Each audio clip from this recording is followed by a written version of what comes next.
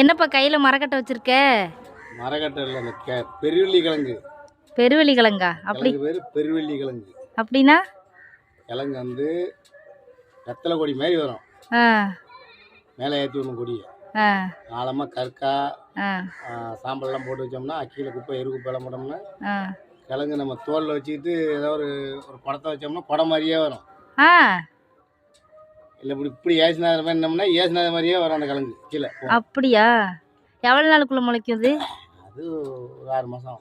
6 மாதம் வந்து சீக்கிரம் 6 மாதம் வச்சாதான் பெருக்கு நல்லா சின்னண்டா இருக்கும். அப்படியா? பெருவெள்ளி கிழங்கு.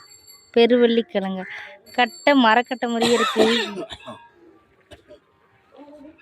நம்ம என்ன மாதிரி நிக்கிறோமோ ஆமா, இதை கட் பண்ணி 2ஆம் போடலாம், 3ஆம் போடலாம். அதெல்லாம் முளைப்பு வந்துடும். அப்படியே கடலைக்கிழங்கு மாதிரி வரும்.